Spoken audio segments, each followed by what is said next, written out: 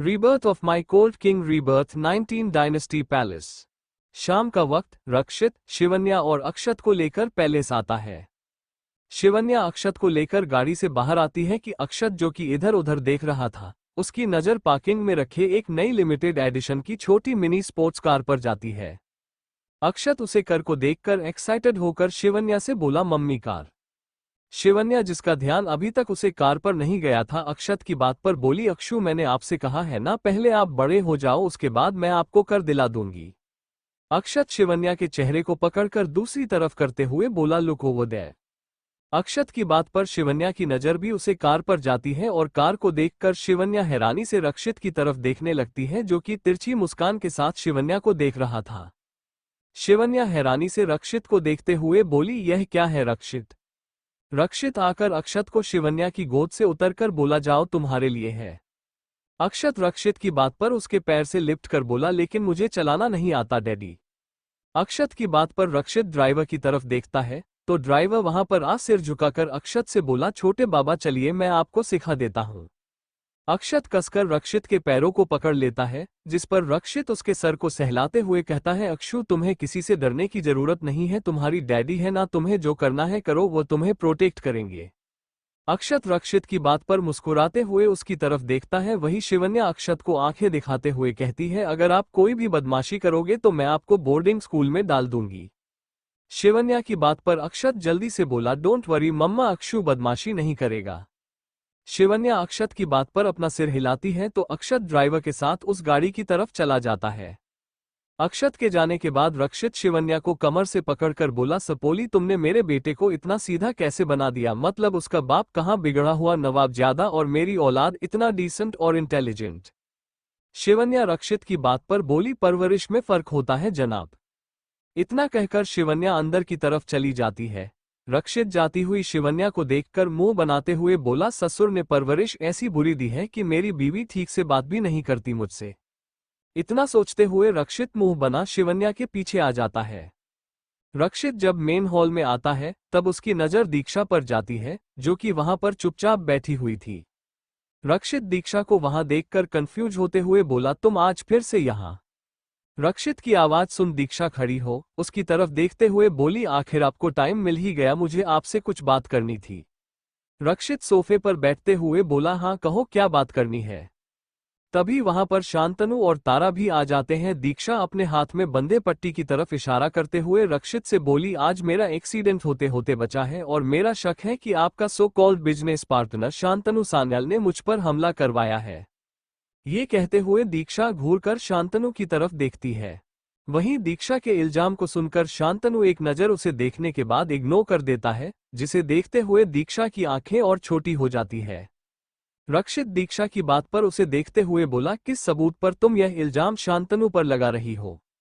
जिसे सुन दीक्षा कुछ तस्वीर रक्षित के सामने रखते हुए बोली, यह गाड़ी शांतनु की है और मैं पूरे यकीन के साथ कह सकती हूँ कि शांतनु का इसमें हाथ है।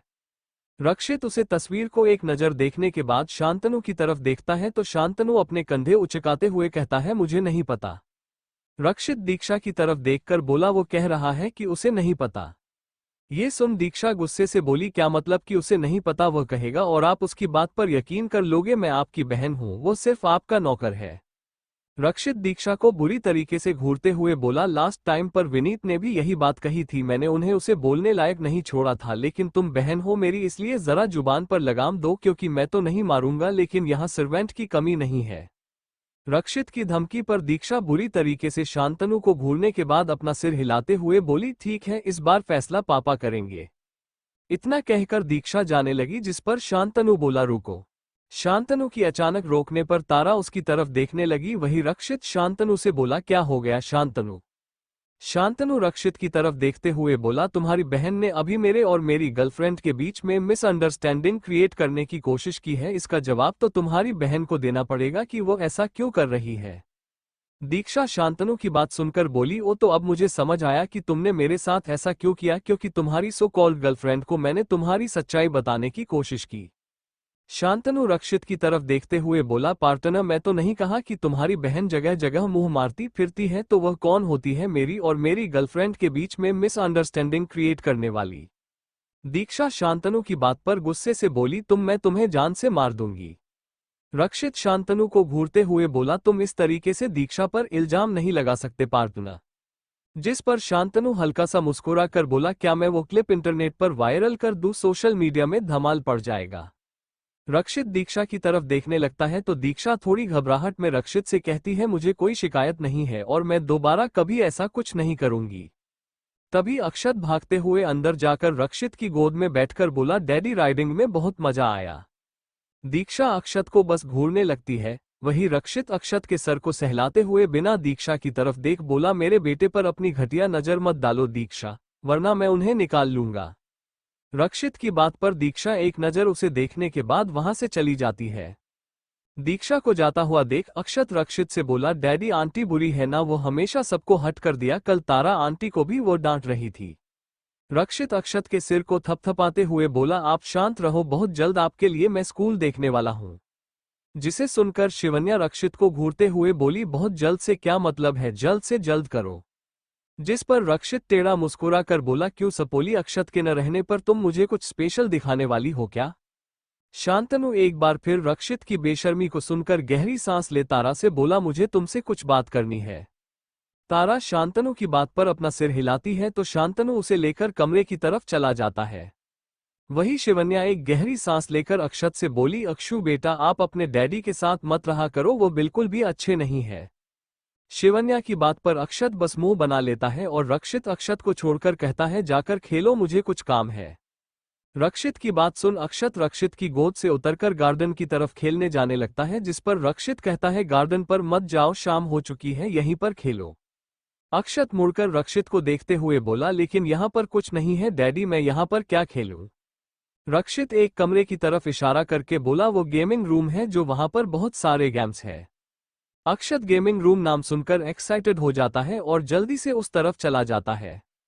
रक्षित एक नज़र शिवन्या पर डाल स्टडी रूम की तरफ चला जाता है। शिवन्या उसे जाता हुआ देखकर मुंह बनाती है और किचन की तरफ चली जाती है क्योंकि शाम ऑलरेडी हो चुकी थी। शांतनु का कमरा। तारा शांतनु की तरफ देखते हुए बोले, क्या जरूरी काम था। शांतनु तारा को अपने बिल्कुल करीब ना उसके टी शर्ट के अंदर हाथ डाल उसके बल्जिंग चेस्ट पर हाथ रखकर प्रेस करते हुए बोला, I want to suck it. Shantanu की बात सुन तारा अपनी आंखें बड़ी करके उसे दूर करते हुए बोली, यही आपका जरूरी काम था, कितने गंदे हो आप। शांतनु तारा को दीवार से लगाते हुए बोला, आई नीड इट नाउ। तारा हताश नजरों से शांतनु की तरफ देखने लगी, जिस पर शांतनु तारा के शर्ट को फाड़ते हुए उसके शरीर से अलग कर देता है। तारा की आंखें बड़ी हो जाती है। शांतनु तारा को पुश करके बिस्तर पर धकेलकर उसके ऊपर उसके बल्जिंग चेस्ट को अपने मुंह में डालकर सक करने लगता है, जिसके साथ ही तारा की मौन भरी आवाजें कमरे में शोर करने लगती है। शांतनु एक को पकड़कर दूसरे को सक कर जा रहा था और एक तक तारा के लाल पड़ चुके चेहरे को देख रहा था, जिसकी आंखें बंद थी। कुछ ही देर में उन दोनों के कपड़े डोर पर पड़े हुए थे। शांतनु तारा के एमर्ज चेस्ट को अभी भी सक कर रहा था, जिस कारण वो पूरी तरीके से लाल हो गए थे। शांतनु तारा के पेट पर किस करते हुए नीचे की तरफ आने लगता है और तारा के पैरों को अलग कर उसके थाई पर बाइट करते हुए किस करता है, जिससे तारा सिसकने लगती है। तारा कसकर बेडशीट को अपनी मुट्ठियों में भर लेती है तो शांतनु तारा के मिड एरिया को छूता है, जिससे तारा को अपने पूरे शरीर में झंझनाहट से महसूस होने लगती है। शांतनु तारा के थाई पर किस करते हुए अपने हॉट टंग को तारा के मिड एरिया में रख देता है और किस करने लगता है। तारा हल्की हल्की चीख रही थी। कुछ देर बाद तारा का पूरा शरीर पसीने से तर था और शांतनु अभी भी किस करने में लगा हुआ था कि शांतनु बिस्तर से नीचे उतर जाता है। तारा कंफ्यूजन में उसकी तरफ देखती है तो शांतनु तारा के पैरों को पकड़कर खींच लेता है और दाखिल करते हुए तारा के साथ इंटीमेट होने लगता है। अचानक शांतनु की ऐसा करने पर तारा हर किसी चिल्लाती है, लेकिन शांतनु नहीं रुकता। हालांकि तारा को फोरप्ले के कारण ज्यादा दर्द नहीं था, लेकिन फिर भी शांतनु के अचानक ऐसा करने से उसे हल्का दर्द महसूस हो रहा था। शांतनु काफी तेजी से उसके साथ इंटीमेट हो रहा था, जिस कारण बिस्तर पर लगे सारे गद्दे हिल रहे थे। तारा कसकर बेडशीट को अपनी मुट्ठी में भर लेती है। अब वो बस शांतनु के रुक जाने का इंतजार कर रही थी। शांतनु हल्का सा झुककर तारा से अलग होता है तो तारा गहरी सांस लेती है, लेकिन अचानक ही उसकी आंखें बड़ी हो जाती हैं क्योंकि शांतनु ने उसे पलट दिया था। शांतनु पीछे से उसे अपनी बाहों में भरते हुए इंटर करता है तो तारा कसकर अपनी आंखें बंद कर लेती है। शांतनु तारा के चेहरे को टेढ़ा कर उसके होठों पर किस करते हुए अपनी स्पीड बढ़ा देता है, जिस कारण तारा की सिसकी और चीखें उसके मुंह में रह जाती है। मालाबार हिल्स, चांदनी देव के साथ गार्डन में खेल रही थी कि चांदनी का फोन बजने लगता है। चांदनी पॉकेट से अपना फोन निकालकर देखती है जिसमें प्रिंस चमक रहा था। चांदनी कॉल जल्दी से अटेंड करते हुए बोली, तुम कब आ रहे हो? प्रियांशु चांदनी को इतना एक्साइटेड देखकर बोला, क्या बात है, आज मेरी चिक्की काफी एक्साइटेड लग रही है, क्यों, क्या करोगे मुझसे मिलकर? चांदनी हल्का सा मुस्कुराते हुए बोली, वही जो हर लड़का और लड़की एक दूसरे के साथ करते हैं। प्रियांशु जो कि कॉफी पी रहा था चांदनी की बात पर कंफ्यूज होते हुए बोला, क्या क्या करते हैं एक लड़का और लड़की? प्रियांशु के सवाल पर चांदनी ज्यादा इधर उधर ना करते हुए सीधा सा बोली, I want to meet you and have sex with you. Chandni की बात सुनकर प्रियांशु के मुंह से सर कॉफी बाहर आ जाता है और वो जोर जोर से खांसने लगता है।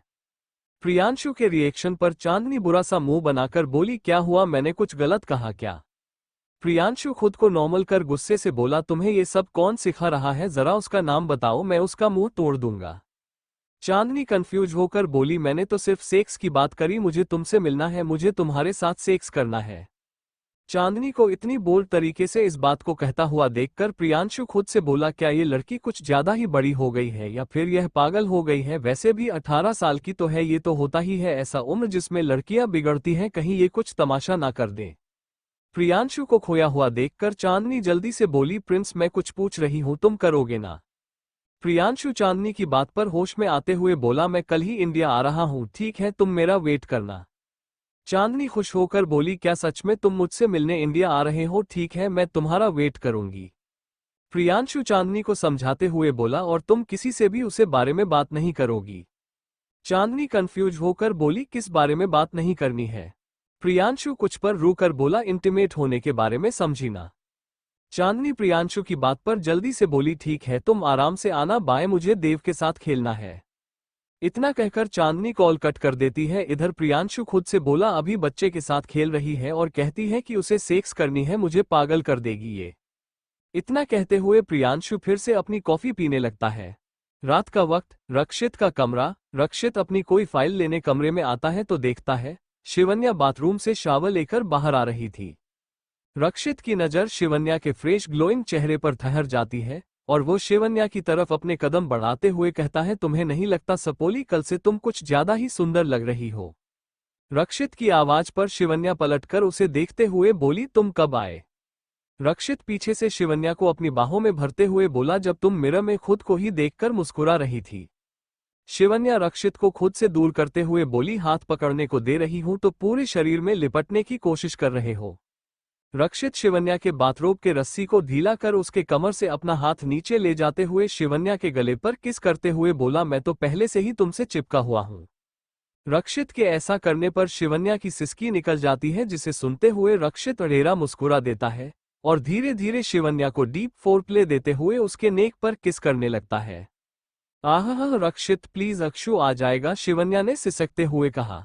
रक्षित शिवन्या को मोड़कर ड्रेसिंग पर बैठा देता है और खुद उसके बिल्कुल करीब आकर कहता है, तो क्या बेटे के आने के डर से रोमांस करना छोड़ दो? इतना कहकर रक्षित शिवन्या के पैर को अलग कर नीचे झुकने लगता है कि अक्षत दौड़ते हुए आते हुए कहता है, डैडी। अचानक अक्षत के आ जाने पर शिवन्या ठीक से खड़ी हो जाती है और रक्षित खड़ा हो अपने गुस्से को कंट्रोल कर अक्षत की तरफ देखते हुए मुस्कुराकर कहता है, आपका खेलना हो गया। अक्षत अपना सिर हिलाते हुए बोला, हाँ मेरा खेलना हो गया, आप लोग डिनर के लिए नहीं आ रहे हो क्या? रक्षित अक्षत के पास आ उसे अपनी गोद में उठाकर बोला, चलो हम पहले शावर ले लेते हैं। अक्षत शिवन्या की तरफ देखते हुए बोली, मम्मी मुझे दूध चाहिए। रक्षित अक्षत की बात पर शिवन्या के एमर्ज चेस्ट को एक नज़र देखने के बाद अक्षत से बोला, डैडी आपको एनर्जेटिक दूध पीने को देंगे, मॉम के दूध में कुछ नहीं रखा है, चलो हम पहले शावर ले लेते हैं। इतना कहकर रक्षित शिवन्या को घूरने के बाद अक्षत को लेकर बाथरूम की तरफ चला जाता है।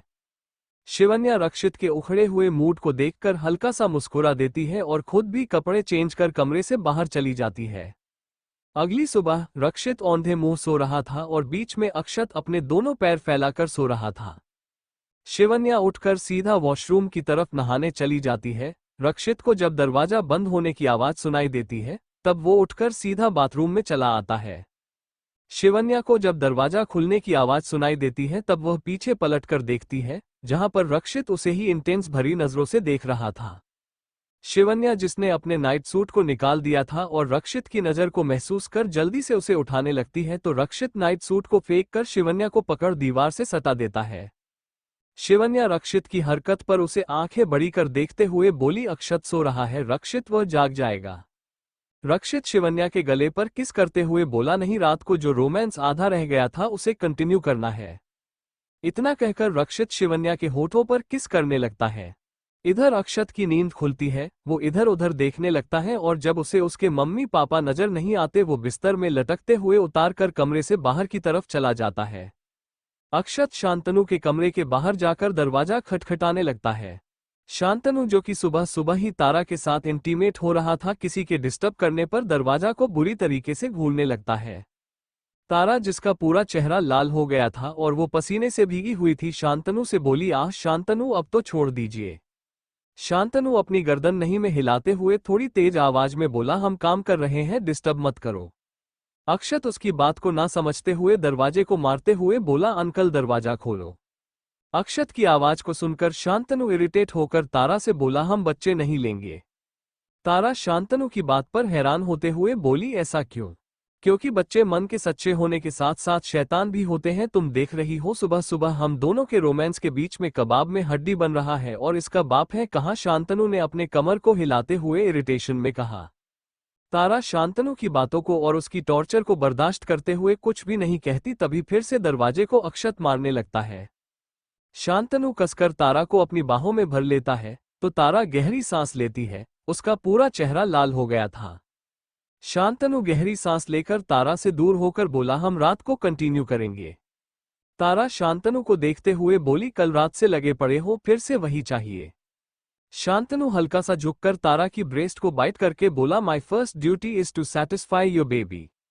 इतना कहकर शांतनु तारा से दूर होकर उसके इंटीमेट एरिया को देखकर टेढ़ा मुस्कुरा देता है और जल्दी से अपने कपड़े पहन तारा को वॉशरूम में छोड़कर दरवाजा खोलता है तो अक्षत फ्लावर वास को पकड़कर खड़ा था।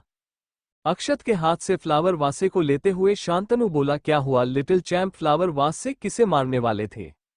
अक्षत छोटा सा मुंह बनाकर बोला, अब दरवाजा नहीं खोल रहे थे तो मैं दरवाजा को मारने वाला था। शांतनु अक्षत को अपनी गोद में उठाते हुए बोला, अच्छा ठीक है, अब मैं दरवाजा खोल दिया ना। वैसे आपकी मम्मी और पापा कहाँ हैं जो आप सुबह सुबह हमारे साथ कबाब में हड्डी बन रहे हो?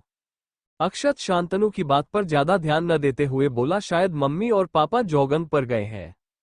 शांतनु अक्षत की बात पर मन में बोला, तुम्हारा बाप इतना बेशर्म है कि जॉगिंग पर नहीं अपनी बीवी को एक्सरसाइज पर लेकर गया होगा। शांतनु को चुप देखकर अक्षत बोला, क्या हुआ अंकल, आप कुछ बोल क्यों नहीं रहे हो? शांतनु अक्षत को कमरे के अंदर लाते हुए बोला, कुछ भी तो नहीं, वैसे आप इतनी जल्दी कैसे उठ गए?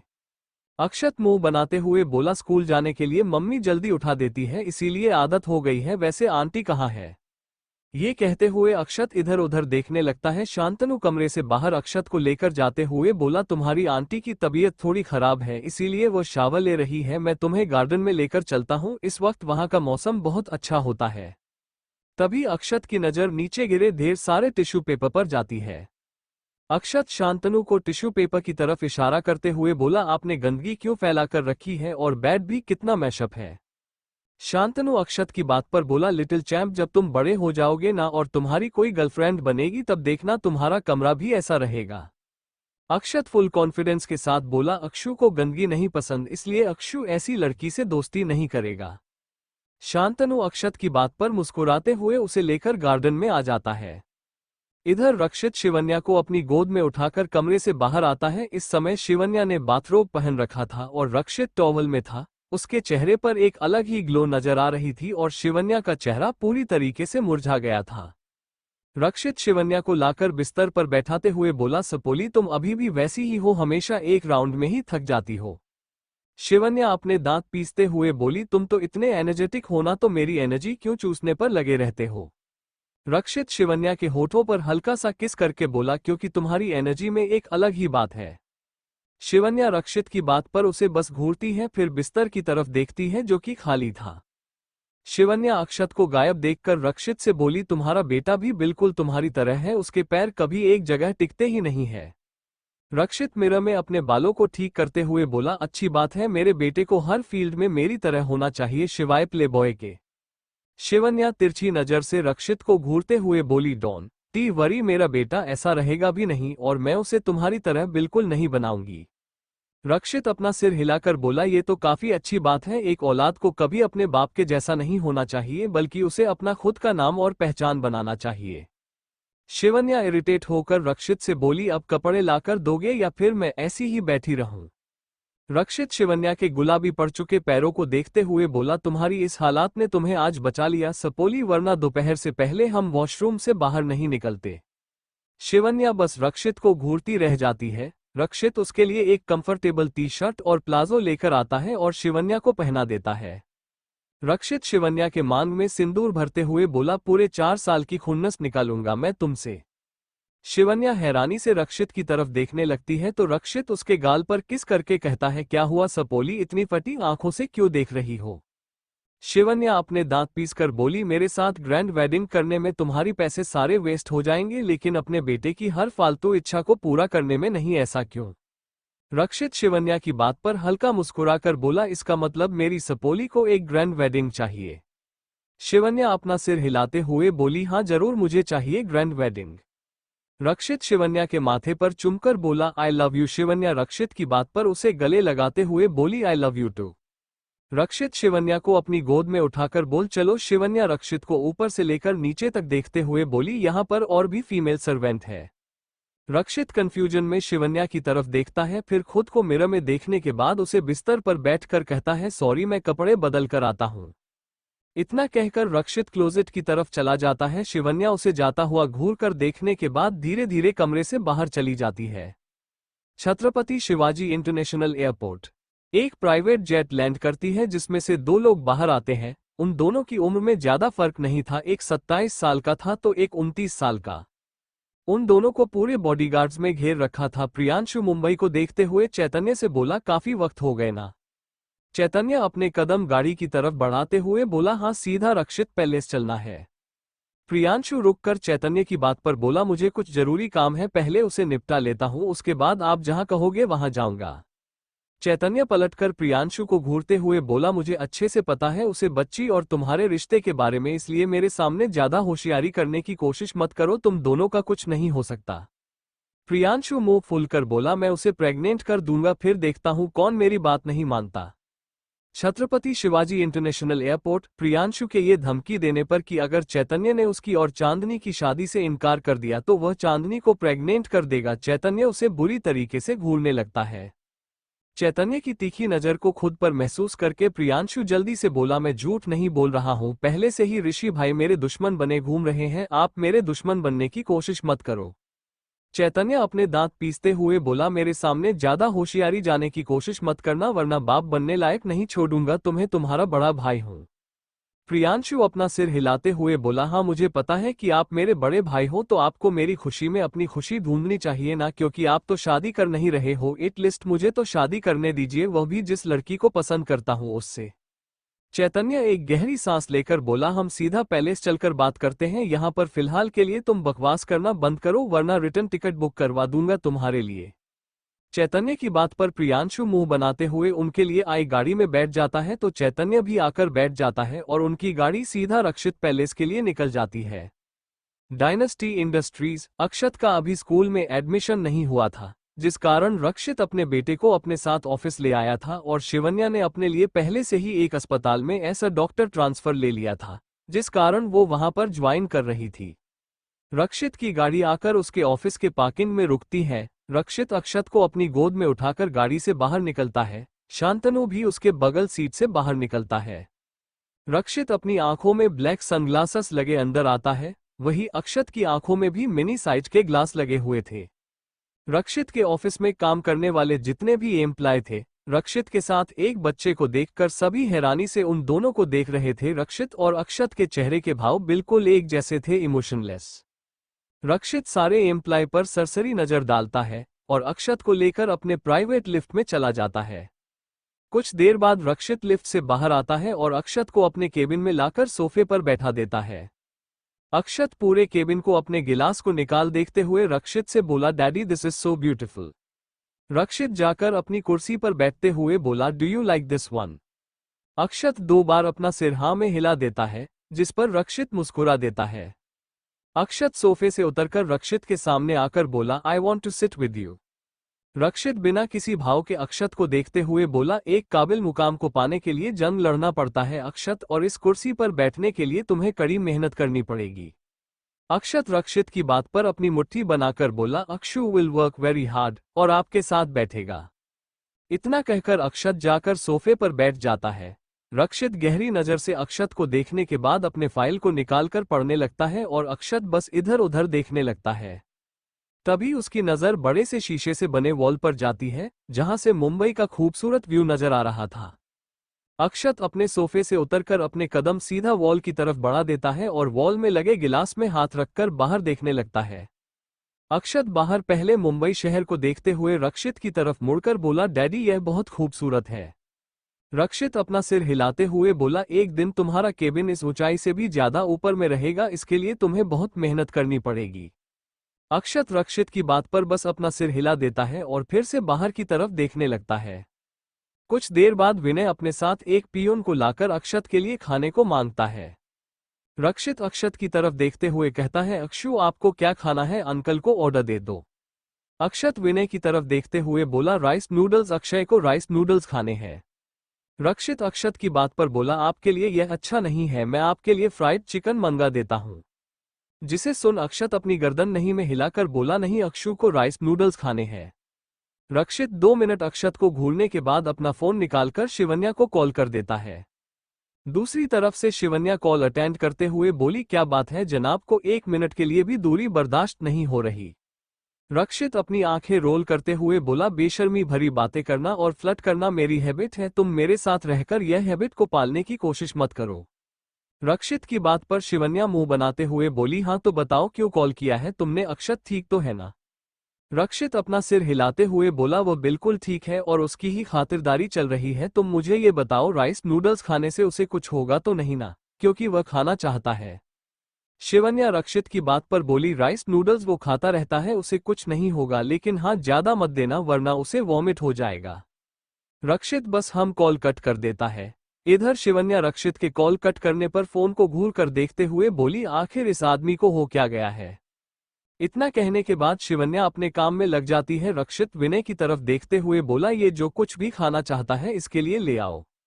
विनय और बाकी सबकी नज़र फिर से अक्षत की तरफ चली जाती है तो अक्षत कहता है, मुझे बस राइस नूडल्स चाहिए। वो आदमी अक्षत की बात पर अपना सिर हिलता है और केबिन से बाहर चला जाता है। तभी शांतनु वहां आते हुए रक्षित से बोला, ऋषि आया हुआ है। रक्षित शांतनु की बात पर अपना सिर हिलाते हुए बोला, ठीक है ले आओ उसे। शांतनु अपना सिर हिला देता है और केबिन से बाहर चला जाता है। शांतनु के जाने के बाद अक्षत रक्षित की तरफ देखते हुए बोला, ऋषि मेरे मामू है ना? अक्षत की बात पर रक्षित मन में बोला, ये काम तुमने बिल्कुल सही नहीं किया सपोली, मेरे बेटे को मेरे बारे में छोड़कर सब लोगों के बारे में तुमने बताया, मैं तुम्हें छोड़ूंगा नहीं। इतना सोचते हुए रक्षित अपनी मुट्ठी मजबूती से बंद कर लेता है। तभी केबिन का दरवाजा खुलता है और ऋषि अंदर आता है। रक्षित ऋषि को देखते हुए बोला, काफी समय बाद तुमसे मिलना हुआ ऋषि। जिस पर ऋषि अपना सिर हिलाते हुए बोला, हाँ क्योंकि मैं काफी वक्त से तुमसे मिलने नहीं आया था। वैसे शिवन्या ठीक तो है ना? अक्षत ऋषि की तरफ देखते हुए बोला, मम्मी बिल्कुल ठीक है मामू। अक्षत की आवाज को सुनकर ऋषि अपना सर घुमाकर अक्षत की तरफ देखते हुए मुस्कुरा कर बोला, अरे वो आप भी आए हुए हो। अक्षत अपना सिर हिलाते हुए बोला, हाँ डैडी, हमें मम्मी के साथ लेकर बैंकॉक से वापस आ गए। अक्षत की बात सुनकर ऋषि मुस्कुराते हुए बोला, आप अपने छोटे भाई से मिलना चाहते हो? अक्षत कुछ पल रुक कर बोला, क्या आप देव को लेकर आए हो? ऋषि थोड़ा सरप्राइज होते हुए बोला, आपको मेरे बेटे का नाम भी पता है? अक्षत अपना सिर हिलाते हुए बोला, मुझे तो आपका नाम भी पता है मिस्टर ऋषि माथुर। ऋषि बस हैरानी से अक्षत को देख रहा था। मैं 4 साल का बच्चा इतना कुछ जानता है, ये ऋषि के लिए अनएक्सपेक्टेबल था। रक्षित ऋषि के चेहरे के भाव को देखते हुए बोला, उसका बाप नॉर्मल नहीं है तो बेटा कैसे नॉर्मल हो सकता है? ऋषि अपना सिर हिलाते हुए बोला, तुमने बिल्कुल सही कहा, मेरे दिमाग में पता नहीं कैसे यह बात नहीं आई कि तुम तो नॉर्मल हो, नहीं तो तुम्हारा बेटा वैसे नॉर्मल हो सकता है। रक्षित हल्का मुस्कुराकर बोला, होता है कभी कभी दिमाग से ज्यादा जोर डालने से अच्छा दिमाग कुछ चीजों को भुला देता है। ऋषि रक्षित को इग्नोर कर अक्षत के हाथ को पकड़ उसे सोकर पर ले जाकर बैठ देता है और उसके सामने बैठते हुए कहता है, तो आप बताओ, आपकी मम्मी और आप कैसे रहते थे बैंकॉक में। ऋषि के सवाल पर अक्षत अपने छोटे से हाथ को बड़ा सा फैलाते हुए बोला, मम्मी और मैं इतने बड़े घर में रहते थे। अक्षु स्कूल पढ़ने जाता था लेकिन उसकी प्रिंसिपल बिल्कुल अच्छी नहीं थी, मोटी कहीं की, हमेशा अक्षु को परेशान करती थी, लेकिन अक्षु गेम को मिस करता है। ऋषि कंफ्यूज होकर बॉल गेम कौन है। अक्षत थोड़ा उदास होकर बोला, मेरा अकेला दोस्त जो अक्षु से बहुत प्यार करता था जब सभी अक्षु को डैडी ना होने पर बुली किया करते थे। अक्षत के उदास चेहरे को देखकर ऋषि को बहुत गुस्सा आता है और वह एक नज़र रक्षित को गुस्से से घूरने के बाद अक्षत के सर को थपथपाते हुए कहता है, डोंट वरी, आज के बाद आपको ऐसा कोई कुछ नहीं कहेगा। अक्षत ऋषि की बात पर अपना सिर हिला देता है। तभी केबिन का दरवाजा खुलता है और चैतन्य प्रियांशु अंदर आते हैं। उनके साथ में शांतनु भी अंदर आ जाता है। जब अक्षत की नज़र उन दोनों पर जाती है तब वो खुश होते हुए कहता है, प्रिंस अंकल, चेतन अंकल। रक्षित ये देखकर अपनी आंखें छोटी करके चैतन्य और प्रियांशु को घूरते हुए बोला, मेरा बेटा तुम दोनों को कैसे जानता है। प्रियांशु रक्षित की बात पर बोला, अब इसमें जानने ने और न जानने वाली कौन सी बात है। रक्षित अपनी कुर्सी से खड़ा हो प्रियांशु के सामने आकर बोला, जरूर है इसमें जानने ने और न जानने वाली बात। मैंने पूछा कि मेरा बेटा तुम दोनों को कैसे जानता है। अक्षत रक्षित की बात पर बोला, क्योंकि अक्षु इन लोगों से मिल चुका है। चैतन्य अपने पेंट के जेब से चॉकलेट निकालकर अक्षत की तरफ बढ़ाकर बोला, यह आपके लिए। अक्षत चैतन्य के हाथ से चॉकलेट लेकर हल्का सा मुस्कुराकर बोला, थैंक यू अंकल। प्रियांशु चैतन्य को एक नज़र देखने के बाद छोटा सा मुंह बनाकर अक्षत से बोला, आपको जो भी चाहिए प्रियांशु अंकल लाकर देंगे, बस आप उन्हें एक बार बता देना। अक्षत प्रियांशु की बात पर अपना सिर हिलाते हुए बोला, डैडी ने मेरे लिए एक कार लिया, आप मेरे लिए हेलीकॉप्टर ले आना। प्रियांशु अक्षत की बात पर छोटा सा मुंह बनाकर बोल, क्यों, अपनी गर्लफ्रेंड से मिलने जाओगे बैंकॉक। अक्षत अपना सर नहीं में हिलाकर बोला, अक्षत की कोई गर्लफ्रेंड नहीं है और उसे लड़कियों का चोचला अच्छा नहीं लगता। अक्षत की बात सुनकर सभी हैरानी से उसकी तरफ देखने के बाद रक्षित की तरफ देखते हुए बोले, तुम्हारा बेटा गया कि पर है, तुम पर तो बिल्कुल नहीं गया, खाली शक्ल मिलती है, सोच तुम्हारी नहीं लगती। रक्षित अपना सिर हिलाते हुए बोला, हाँ, क्योंकि मैं ऐसा कुछ भी नहीं सिखा सकता, जो कुछ भी इसे सिखाया है इसकी माँ ने सिखाया है। ऋषि अक्षत को अपनी गोद में उठाकर रक्षित से बोला, चलो अच्छी बात है, मेरी बहन ने तुम्हारी संगति पढ़ने नहीं दी अपने बेटे को। ऋषि की बात में एक कटाक्ष को महसूस करते हुए सभी लोग ऋषि की तरफ देखते हैं और चैतन्य ऋषि को शांत करते हुए कहता है, वो बीता हुआ कल था ऋषि और यह आने वाला कल है। ऋषि चैतन्य की बात पर बोला, हाँ तो मैं थोड़ी ना कुछ बोल रहा हूँ, मुझे तो बस शिवन्या के लिए कभी कभी बुरा लगता है, जब उसे पति, फैमिली और खुशियों की जरूरत थी तब उसके पास कुछ भी नहीं था। रक्षित ऋषि की बात पर बोला, तुम ये सब तब बोलना जब हमारा बेटा यहाँ पर नहीं रहेगा, क्योंकि वो बहुत समझदार है। अक्षत अपना सिर हिलाते हुए बोला, डैडी बिल्कुल सही कह रहे हैं, अक्षु बहुत समझदार है। प्रियांशु अक्षत की कॉन्फिडेंस को देखते हुए बोला, अच्छा तो 2 और 2 क्या होता है। अक्षत प्रियांशु के सवाल पर उसे देखने लगता है डायनेस्टी इंडस्ट्रीज। प्रियांशु के अक्षत से ये पूछने पर कि 2 और 2 क्या होते हैं, सभी लोग अक्षत की तरफ देखने लगते हैं। वही अक्षत चॉकलेट खाते हुए प्रियांशु से बोला, 4। प्रियांशु अक्षत के सिर को थपथपाते हुए बोला, तुम तो सच में बहुत समझदार हो। जिस पर अक्षत प्रियांशु को देखते हुए बोला, मेरी आईक्यू लेवल को छोड़ो and answer the question I am asking you. Rakshit Akshat को अपनी गोद में लेते हुए बोला, कल से आप स्कूल जाओगे। अक्षत अपना सिर हिलाते हुए बोला, अक्षु स्कूल जाएगा। प्रियांशु अक्षत की तरफ देखते हुए बोला, चलो प्रिंस चाचू मामू तुम्हें घुमाने लेकर जाएंगे। इतना कहकर प्रियांशु अक्षत को अपनी गोद में ले लेता है। रक्षित प्रियांशु को देखते हुए बोला, तुम मेरे बेटे को कहीं किडनैप तो करके नहीं ले जाने वाले ना। जिस पर प्रियांशु मुंह बनाते हुए बोला, अगर मुझे बच्चे की ललक हुई तो मैं खुद पैदा कर सकता हूं, इनकी साली के साथ। ये कहते हुए प्रियांशु ऋषि की तरफ इशारा करता है। वही ऋषि प्रियांशु के इशारे को अपने ऊपर पाकर उसे घूरते हुए बोला, तुम ना ज्यादा होने की कोशिश मत करो वरना मैं तुम्हें चलने लायक नहीं छोड़ूंगा। प्रियांशु फुल कॉन्फिडेंस वाली मुस्कान के साथ बोला, जब मियां बीबी राजी तक क्या करेगा जीजा जी। ऋषि अपना सिर हिलाते हुए बोला, तुम्हारी सारी एक्स के साथ जो तुम्हारी तस्वीर है ना मौज करते हुए अगर मैं सब कुछ चिक्की को दिखाएं तो तुम शादी के सपने देखना तो क्या चिक्की को ही सपने में देखना भूल जाओगे। जिस पर प्रियांशु कुछ देर सोचने के बाद बोला, आप इस तरीके से मेरी बसती हुई दुनिया को नहीं उजाड़ सकते, श्राप लगेगा आपको मेरा। जिस पर ऋषि प्रियांशु को घूरते हुए बोला, बकवास करने की भी हद होती है, अब तुम छोटे बच्चे नहीं रहे। हाँ मुझे पता है, मैं छोटा बच्चा नहीं रहा, इसीलिए तो कह रहा हूँ जल्दी से मेरे हाथ पीले कर दो अपनी साली के साथ, प्रियांशु ने मौके पर चौंका मारते हुए कहा। अक्षत बड़े गौर से प्रियांशु की बात को सुनते हुए उसकी तरफ देखकर बोला, प्रिंस अंकल, हाथ पीले क्यों करना है, कलर करोगे तो गंदे हो जाओगे ना। जिस पर प्रियांशु अक्षत के गाल को खींचते हुए बोला, हाथ पीले करने का मतलब आपका प्रिंस अंकल शादी करना चाहते हैं। अक्षत कंफ्यूज होकर बोला, शादी क्या होती है, मैंने बॉयफ्रेंड सुना था, अब ये शादी क्या होती है। जिस पर रक्षित उसे देखते हुए बोला, शादी का मतलब होता है एक लड़का और लड़की हमेशा साथ में रहते हैं एक ही कमरे में। अक्षत अपना सिर हिलाते हुए रक्षित से बोला, तो अक्षु की शादी कब होगी। प्रियांशु अक्षत की बात पर मुस्कुराते हुए बोला, तुम जल्दी से बड़े हो जाओ फिर हम दोनों साथ में शादी करेंगे। अक्षत मुंह बनाते हुए बोला, अक्षु आपके साथ क्यों शादी करेगा, अक्षु लड़की के साथ शादी करेगा, बिल्कुल मॉम की तरह ब्यूटीफुल लड़की से। प्रियांशु अक्षत के सिर पर हल्का सा मारकर बोला, मेरे कहने का मतलब था तुम अपनी ब्यूटीफुल लड़की से शादी करना और मैं अपनी चिक्की से शादी करूंगा, एक ही मंडप पर खर्चा बच जाएगा ना। उन दोनों की चिकनी चुपड़ी बातों को सुनते हुए वहां पर सभी लोग अपना सिर हिला देते हैं और प्रियांशु और अक्षत को वहां से बाहर भेज देते हैं। उन दोनों के जाने के बाद रक्षित ऋषि की तरफ देखते हुए बोला, बेहतर होगा कि बीते हुए कल का जिक्र तुम मेरे बेटे के सामने ना ही करो तो अच्छा है। जिस पर ऋषि कंफ्यूज होते हुए बोला, क्या तुम्हें अपने बेटे से डर लगता है रक्षित। रक्षित एक गहरी सांस लेकर बोला, मुझे किसी से डर नहीं लगता, लेकिन मैं अपने बेटे को खोना नहीं चाहता, बस इसलिए मैं उस पर जरा से भी मुसीबत को बर्दाश्त नहीं कर सकता। चैतन्य रक्षित की बात पर हल्का मुस्कुराकर बोला, एक वक्त था जब यही डर और परवाह थोड़ी बहुत सपोली के लिए दिख जाती थी। रक्षित चैतन्य की बात पर उसकी तरफ एक नजर देखने के बाद उसे इग्नोर कर देता है। सभी चुपचाप एक दूसरे को देखने लगती है कि उस शांति को तोड़ते हुए शांतनु का फोन बजता है, जिसे सुनते हुए सभी लोगों की नजर सीधा शांतनु की तरफ मुड़ जाती है।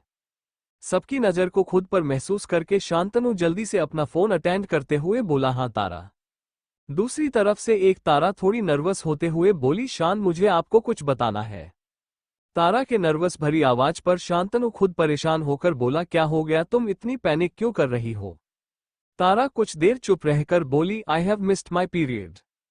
तारा की बात पर शांतनु थोड़ा रिलैक्स होकर बोला, तो क्या हो गया, कभी कभी हो जाता है, तुम इतना ज्यादा परेशान क्यों हो रही हो, मैं अभी ऑफिस में हूं, हम घर आकर बात करते हैं, डॉक्टर के पास चलेंगे। शांतनु की बात पर तारा इरिटेट होकर बोली, आप मेरी बात को नहीं समझ रहे हो। I have missed my periods for 2 months and I am pregnant. Tara की बात सुनकर शांतनु को ऐसा महसूस होता है जैसे किसी ने उसके कान में गर्म लोहा डाल दिया हो। वो नर्वस होते हुए बोला, मैं घर आ रहा हूं। इतना कहकर शांतनु कॉल कट कर देता है। सब लोग शांतनु की तरफ देखने लगते हैं। शांतनु के चेहरे पर 12 बजे बजा हुआ देखकर रक्षित बोला, तुम्हें क्या हो गया। रक्षित के सवाल पर शांतनु वहां से जाते हुए बोला, मैं तुमसे बाद में बात करता हूं, अभी मुझे बहुत इंपॉर्टेंट काम याद आ गया है। इतना कहकर शांतनु रक्षित के केबिन से बाहर निकालकर बाहर चला जाता है। शांतनु को जाता हुआ देखकर ऋषि रक्षित से बोला, ये कुछ परेशान सा नजर नहीं आ रहा था तुम्हें। शादी से पहले गर्लफ्रेंड एक परेशानी होती और शादी के बाद एक बीवी बीवी तो है नहीं, लेकिन जो गर्लफ्रेंड है वो हमेशा परेशान करती रहती है, बेचारे को इसीलिए परेशान है, रक्षित ने आईपैड उठाते हुए कहा। रक्षित की बात सुनकर चैतन्य और ऋषि रक्षित को देखते हुए बोले, अच्छा इसका मतलब ये है कि शिवन्या तुम्हें परेशान करती है। जिस पर रक्षित हंसते हुए बोला, हाँ हाँ हाँ, काफी अच्छा मजाक था, लेकिन मैं बता देना चाहता हूँ, सपोली को मैं परेशान करता हूँ, उसमें इतनी ताकत नहीं है जो वो मुझे परेशान कर सके। रक्षित की बात सुनकर ऋषि अपना सिर हिलाते हुए बोला, तुमने सही कहा, लेकिन मैं तुम्हें बताना भूल गया, अब तुम्हारी और शिवन्या की शादी खत्म हो चुकी है, मतलब वो तुम्हारी एक्स वाइफ है जिसके साथ तुम रहना चाहते हो। रक्षित ऋषि की बात पर अपनी आंखें छोटी करके बोला, तुम कहना क्या चाहते हो, साफ साफ कह सकते हो क्या। मैं ये कहना चाहता हूं कि अगर शिवन्या चाहे तो वो किसी और को भी अपने लिए चुन सकती है और तुम उसका कुछ नहीं बिगाड़ सकते, ऋषि ने अपने पैर के ऊपर पैर रखते हुए कहा। जिस पर रक्षित अपने दांत पीसकर बोला, 2 दिन पहले ही हम दोनों ने साथ में रात बिताई है, मुझे नहीं लगता कि उसे रात को एंजॉय करने के बाद मेरी प्यारी सपोली किसी और मर्द के बारे में सोचने की कोशिश करेगी। रक्षित के जवाब पर चैतन्य उसे देखते हुए बोला, ऐसी बेशर्मी भरी हरकतें मत किया करो, क्योंकि तुम्हारा बेटा ऑलरेडी 4 साल का हो चुका है, न जाने क्यों सीखेगा अपने बाप को देखकर। चैतन्य की बात पर रक्षित उसे इग्नोर करते हुए ऋषि से बोला, मुझे बाकी लोगों से कोई टेंशन नहीं है, लेकिन मेरी सबसे बड़ी टेंशन की जिम्मेदारी तुम हो, क्योंकि तुम ही वह इंसान हो जो मेरी सपोली का माइंड वॉश कर सकता है। जिस पर ऋषि तिरछी मुस्कान के साथ बोला, मतलब तुम्हें भी लगता है कि सपोली मेरी रेस्पेक्ट करती है और वो मेरी सारी बात सुनेगी? रक्षित अपना सिर हिलाते हुए बोला, बिल्कुल सही समझे तुम, क्योंकि तुम्हारी सो कॉल्ड मुंह बोली बहन अभी भी उतने ही भोली है जितनी पहले थी। ऋषि रक्षित की बात को इग्नोर करते हुए बोला, तुम्हारी बातों को सुनकर मुझे बस इरिटेशन हो रही है, इसलिए मैं जा रहा हूँ घर, अगर कोई काम हो तो मुझे बुला लेना। इतना कहकर ऋषि खड़ा होकर रक्षित के केबिन से बाहर चला जाता है। ऋषि के जाने के बाद रक्षित चैतन्य की तरफ देखते हुए बोला, तुम पैलेस जाओ और हाँ जाते हुए अपने साथ अक्षु और अपने छोटे से भाई को भी ले चला जाना। चैतन्य कुर्सी से खड़ा होते हुए बोला, अब मेरा भाई छोटा नहीं रहा, अब उससे शादी करने का भूत सवार हो चुका है। जिस पर रक्षित चैतन्य को देखते हुए बोला, तुमने दीक्षा को रिजेक्ट क्यों किया? चैतन्य रक्षित की बात पर उसे कंफ्यूजन में घूरते हुए बोला, तुम कहना क्या चाहते हो? तुम्हें पता है ना, वह दीक्षित चौहान की बहन थी और हम राइवल्स हैं। मुझे नहीं लगता कि हम लोगों का फ्यूचर सही होने वाला था, इसलिए मैंने फ्यूचर बनने से पहले ही सब कुछ खत्म कर दिया। चैतन्य की पूरी बात सुन रक्षित अपना सिर हिलाते हुए उसे केबिन के दरवाजे की तरफ इशारा कर देता है, तो चैतन्य केबिन से बाहर चला जाता है। चैतन्य के जाने के बाद रक्षित अपने फोन को देखते हुए खुद से बोला, तो सपोली चलो एक नया गेम खेलते हैं जिसमें बहुत मजा आएगा। इतना सोचते हुए रक्षित के होठों पर एक तिरछी मुस्कान आ जाती है। रक्षित का पैलेस। शांतनु तारा के कॉल करते ही भाग भागा सा पैलेस आता है और उसके कदम सीधा जाकर अपने कमरे के दरवाजे के पास रुकते हैं। शांतनु जो कि हमेशा उसे कमरे में जाया करता था, आज उसकी हार्टबीट उसे कमरे में जाने के ख्याल से ही बढ़ गई थी। लेकिन शांतनु एक गहरी सांस लेकर कमरे का दरवाजा खटखटाता है, जिस पर अंदर से तारा चिल्लाते हुए कहती है, इतना फॉर्मेलिटी क्रिएट करने की जरूरत नहीं है, अंदर आओ। तारा को भड़का हुआ समझकर शांतनु एक गहरी सांस लेकर जाकर दरवाजा खोलना है और अंदर आता है तो देखता है तारा सोफे पर बैठी लगातार प्रेगनेंसी किट को घूरे जा रही थी। शांतनु तारा के पास आकर उसके चेहरे को पकड़ते हुए बोला, तुम्हें पैनिक होने की जरूरत नहीं है, हम डॉक्टर के पास चलेंगे। तारा अपना सिर हिलाते हुए बोली, डॉक्टर के पास तो जाना ही होगा, अल्ट्रासाउंड जब तक नहीं करवाऊंगी पता कैसे चलेगा कि मेरा बच्चा सही सलामत है या फिर तुम्हारे एग्रेसिवनेस के चलते उसे कोई दिक्कत हो गई है। तारा की बात सुनकर शांतनु छोटा सा मुंह बनाकर बोला, यार तुम ऐसे कैसे सारा एग्जाम मुझ पर लगा सकती हो, तुम्हारी गलती है, तुम्हें पिल्स खाने चाहिए थे। जिस पर तारा उसे बुरी तरीके से घूरते हुए बोली, अच्छा मैं कॉन्ट्रेसेप्टिव पिल खाकर अपनी तबीयत खराब करो, लेकिन आप प्रोटेक्शन यूज नहीं कर सकते क्योंकि आपको रॉ पसंद है। शांतनु इरिटेट होकर बोला, अच्छा अब बस करो, ऐसा तो है नहीं कि मैं तुमसे शादी नहीं करने वाला था, तो तुम इतना रिएक्ट क्यों कर रही हो? अब तो हमें एक अच्छा खास वजह मिल गया शादी करने का, चलो शादी कर लेते हैं। तारा छोटा सा मुंह बनाकर बोली, लेकिन मुझे डर लग रहा है, मैं पहली बार मां बन रही हूं। तारा की बात सुनकर शांतनु उसे घूरते हुए बोला, तुम कहना क्या चाहती हो कि तुम पहली बार मां बनी हो? तुम्हें क्या लगता है मेरे पहले से ही 1 दर्जन बच्चे हैं जिन्हें मैं पाल रहा हूं? तारा शांतनु की बात पर उसे नम आंखों से देखते हुए बोली, आप मुझ पर चिल्ला क्यों रहे हो? मैं चिल्ला नहीं रहा हूं तारा, तुम वैसे ही पागल जैसी बातें कर रही हो। मैं पहले से ही काफी स्ट्रेस में हूं कि हो कैसे गया ये, और तुम मुझे और इरिटेट कर रही हो। शांतनु ने गहरी सांस लेकर कहा। तारा शांतनु की बात पर उसे देखते हुए बोली, आप इस बच्चे को नहीं चाहते ना? Thank you for listening. मुझे उम्मीद है आपको ये स्टोरी पसंद आई होगी। अगर आपको पसंद आए है तो प्लीज लाइक और कमेंट करना ना भूलें और मोर स्टोरीज के लिए सब्सक्राइब करें। मिलते हैं नेक्स्ट वीडियो में।